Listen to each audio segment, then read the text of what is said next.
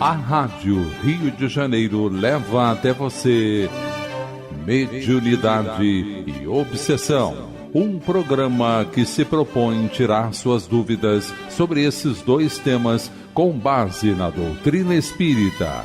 Apresentação: Moisés Santos.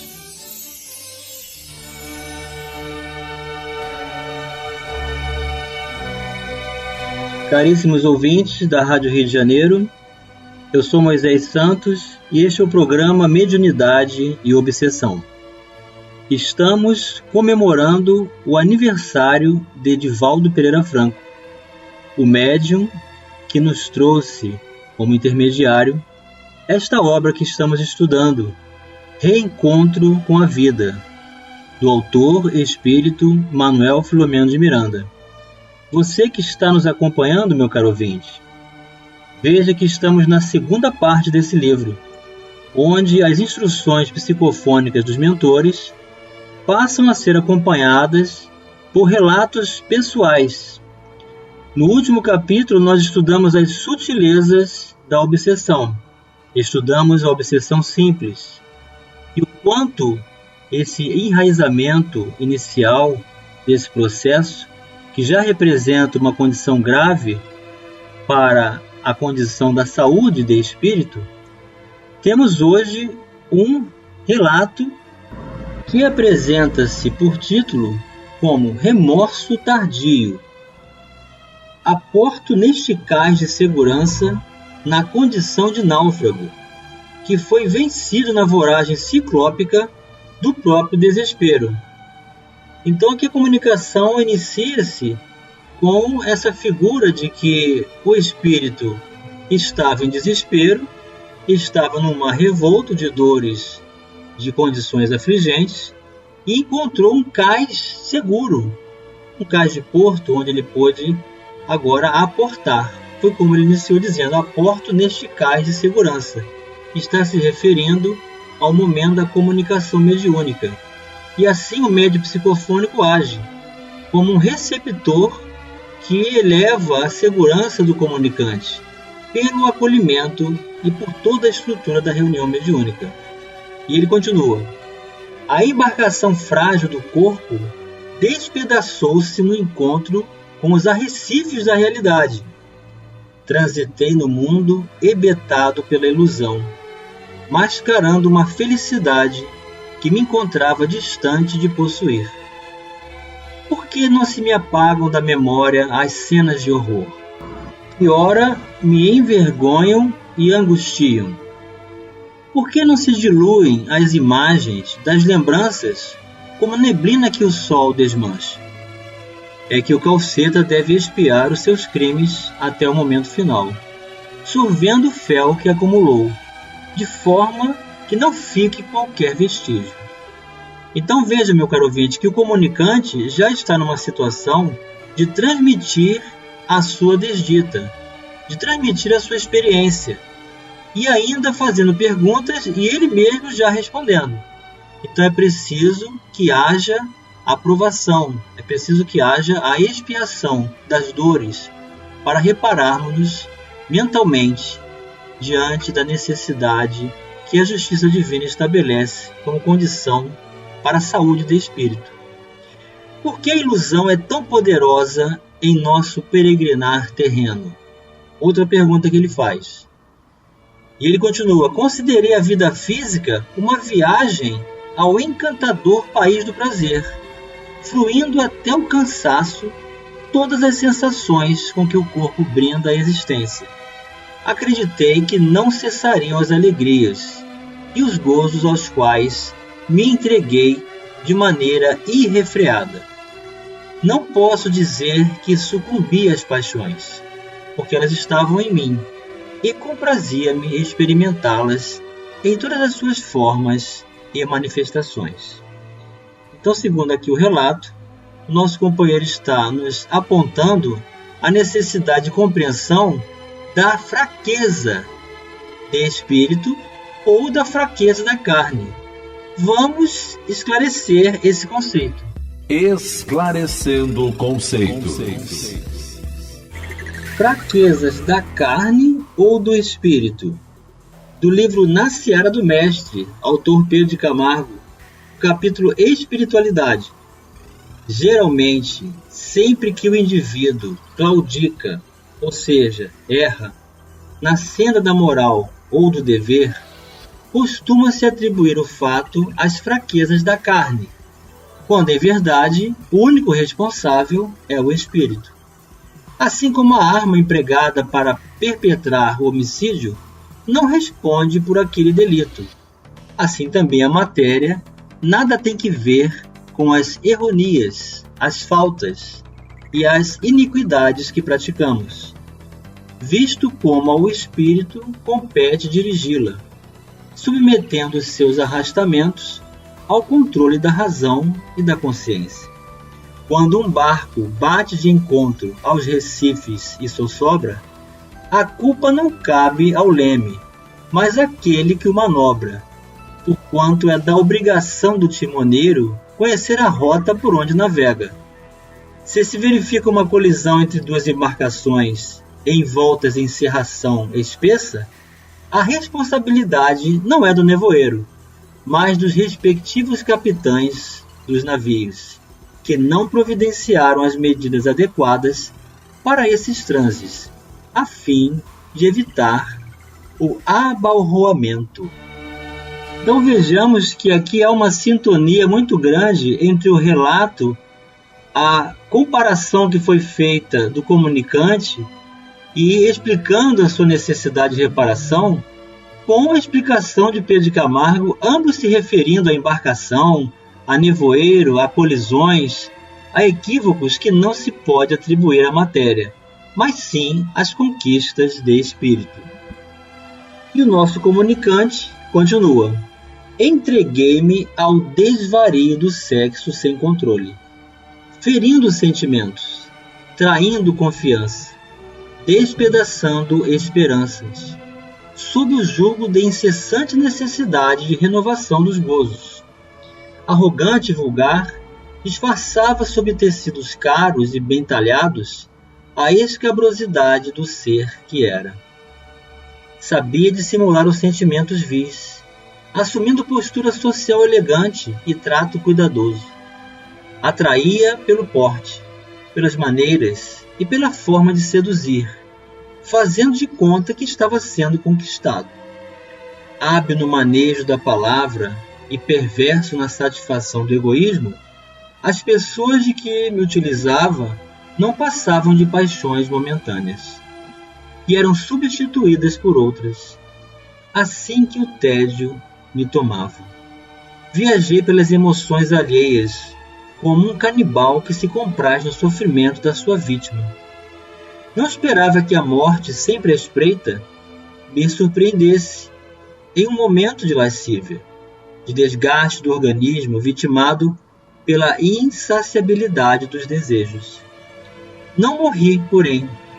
A consciência permaneceu e continua lúcida, agora afligida pelas lembranças e sob o látego de um adversário, para mim desconhecido, que me impunha os seus impulsos inferiores, em razão da minha constituição moral doentia. Somente então dei-me conta de que, enquanto eu explorava, era também explorado por perverso verdugo que se não compadecia da minha insânia, empurrando-me para o fosso mais pestilento que existia. Não posso culpar totalmente, porque eu era um homem que pensava, que sabia o que estava fazendo, que podia discernir, mas não dispunha de forças morais para superar as torpes manifestações do primitivismo. Encontro-me numa noite na qual não luz sequer a esperança. Por que o arrependimento chega depois do fato consumado, não facultando o ensejo de recomeço, de tudo ser iniciado outra vez? Por que o remorso transforma-se em um ácido que requeima a consciência sem cessar? O remorso é um anjo que chega tarde e não antecede a ação nefasta, porque espera que a consciência cumpra o seu dever. Quando isto não ocorre, só posteriormente se apresenta com alta carga de sofrimento. Procuro uma saída na escabrosa condição em que me encontro, qual o indivíduo que acende uma lâmpada para melhor ver a escuridão. A tristeza, filha do arrependimento, faz-me contorcer no labirinto das recordações infames que não cessam. A dor moral é bem mais dilaceradora do que a de natureza física. Jamais imaginei que a vida era tão severa com aqueles que a deslustram. Colho os espinhos e os frutos amargos da sementeira do desespero. O pior é que não tenho coragem ainda de superar as angústias que trouxe, lamentando a perda do fardo carnal. O não fruir os gozos a que me acostumara constitui um outro martírio. É a sede do desejo, num conflito existencial feito de amargura e de perda por aquilo que abjuro e detesto. Vivi para a ilusão e a realidade me surpreendeu. Considerei que a fantasia era mais poderosa do que tudo quanto se me apresentava como real. Equivoquei-me por interesse, justificando os meus atos abomináveis como necessidades da vida. Qual vida? A do suíno que somente come, dorme e procria, aguardando o cutelo que lhe decepará a vida quando bem nutrido? Vendavais e fantasmas fazem parte do meu angustiante penar. Sou absorvido no sorvedouro do remorso ultriz. Não venho pedir misericórdia, pois sei que mereço tudo quanto ora me sucede. Estou informado que voltarei, dispondo de oportuno e futuro renascimento para refazer o caminho. Jornadearei por estrada íngreme e áspera, semi-habitado e assinalado por conflitos emocionais e esmagadores. Então vemos aqui, meu caro ouvinte, o relato de alguém que tem consciência da situação em que se encontra e de toda a responsabilidade que ele mesmo causou para agora se encontrar nessas circunstâncias. Então esse é um grande passo para a sua renovação, para o seu recomeço, assumir a responsabilidade dos próprios equívocos e estabelecer o concurso da oportunidade da reencarnação. Vamos continuar desfrutando desse manancial de informações que a mediunidade proporcionou para conhecermos melhor o processo de obsessão no relato do próprio habitante do mundo espiritual, trazendo para nós a oportunidade de um horizonte maior de entendimento. Já no próximo bloco. Participe do programa Mediunidade e Obsessão enviando sua sugestão ou pergunta para o e-mail meo@radioriodejaneiro.am.br ou pelo WhatsApp 984867633 aos cuidados de Moisés Santos. A Rádio Rio de Janeiro está apresentando Mediunidade e Obsessão. Apresentação Moisés Santos. Caríssimos ouvintes da Rádio Rio de Janeiro, voltamos agora com o segundo bloco do nosso programa de hoje, em que estamos estudando uma comunicação em que um habitante do mundo espiritual, aproveitando-se do ensejo da oportunidade de comunicação pela mediunidade de Edivaldo Pereira Franco, no capítulo Sutilezas da Obsessão, do livro Reencontro com a Vida, do autor Espírito Manuel Filomeno de Miranda e o médium Edivaldo Pereira Franco, trazendo para nós esse relato desse remorso tardio. E dentro do conteúdo desse doloroso remorso tardio, desse depoimento consciente da situação em que o espírito se encontra, já consciente da situação em que se encontra e de todo o processo de expiação que deverá estabelecer para si mesmo no concurso do novo recomeço através da reencarnação, ele já está antevendo, inclusive, uma condição de retornar ao palco terrestre na condição de um hebetado, limitado fisicamente, porque desenvolveu essa astúcia, a sensualidade, o manejo das palavras, da apresentação pessoal, do magnetismo enganador, e se permitiu a ilusão da vida, fazendo com que as sensações, as diversões, os excessos do uso, como ele mesmo diz, desvarios do sexo, substituindo parceiras quando chegava o tédio da apresentação exterior, que não se sustenta. Então ele ia buscando uma após outra, conquistando, enganando, mas na verdade estava dentro de um processo de obsessão. Ele mesmo relata que havia um verdugo, um habitante do mundo espiritual, um outro companheiro que potencializava em simbiose de interesses os recursos que ele estabelecia por vontade própria. Então havia ali essa comunhão de valores. Por isso que ele diz que não pode culpar totalmente esse verdugo, porque dentro dele já havia a receptividade. E a fraqueza então não era da carne, mas sim do espírito. E aqui também cabe, mais uma vez, nos apropriarmos da sabedoria do grande vulto do Espiritismo, Pedro de Camargo, quando nos diz e lembra que a força do pecado é a lei, como ensina Paulo de Tarso. E isto quer dizer que na cobiça, na ambição, no orgulho, na lascívia, na inveja, que gera o despeito e o ódio, estão as causas criadas por nós, e cujos efeitos, no cumprimento da lei da causalidade, tecem a trama que nos enreda, sujeitando-nos ao domínio da morte. Então aqui nós estamos diante de uma situação em que o espírito está se sentindo vivo, como ele declara, mas ele vivencia um estado de morte. Que morte é essa? É a morte moral. Foi o que Jesus ensinou quando disse que se nós quiséssemos salvar a própria vida, nós, na verdade, estaríamos perdendo. Esse salvar a vida significa viver dos excessos, viver de ilusão, viver fora da responsabilidade e compromisso com o sentimento, viver em função das sensações da matéria. A causa sendo gerada na carne deve ser vencida. Daí os sábios dizeres do erudito Paulo de Tarso no Advento Cristão. Por isso é necessário que este corpo corruptível se revista de incorruptibilidade e este corpo mortal se revista de imortalidade.